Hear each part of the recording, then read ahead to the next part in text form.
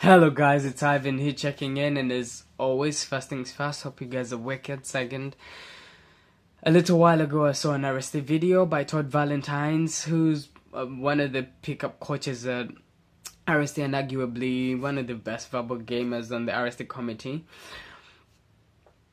In this video, he talks about two interesting concepts. One, learning how to calibrate your game, which I think it's arguably one of the traits that set apart teachers from students, one of them, because they not only do they know the material, but they also know how to calibrate it basing on where they are so they can slay. For example, a good example is if you think about aggressive countries like USA, Canada, New Zealand, Australia, it's a lot better to have a value-centered game there than if you're in countries or a continent like Asia where people are a little more shy and withdrawn, at least in most countries there.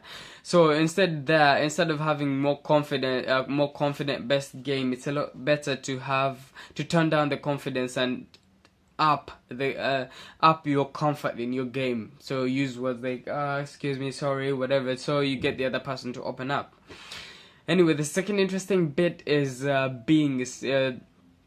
be a specialist, not a generalist. Now, this one, a good example of this is I'm reading this book called The Art of Seduction by Robert Greene, in which there are 9 types of seducers.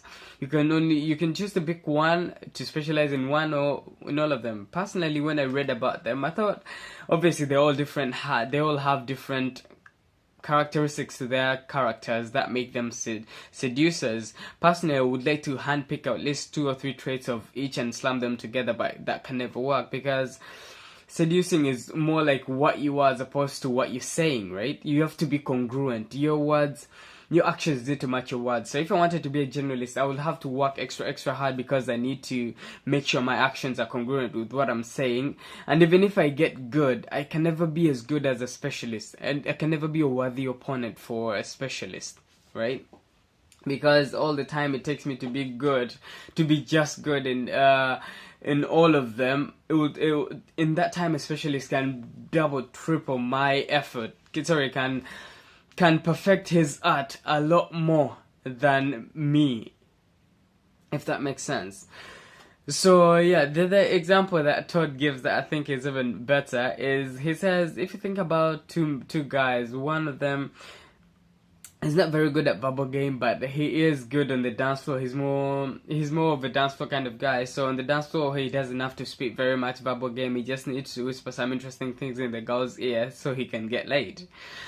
But if you put that kind of guy on the street to spit verbal game, he won't be very good, right? Whereas if you have this verbal game kind of guy like Todd Valentine himself, put him on the street, he can get laid really quickly in 5 minutes or 10 minutes or 25 minutes, depending, right? Depends. But yeah, you guys get the point. I mean, don't get me wrong, it's also very good to know the basics around all other styles. Just know the basics, just in case they come in handy. But it's better to specialize in one thing because it will cost you less energy and less effort and time to nail down and even perfect your art, as opposed to being a generalist, where you just be good, not very good in any of them. Anyway, that's it for this video. Hope you guys liked it. If you did, tickle the like button and subscribe for more. I love you guys, and I'll see you guys in the next video.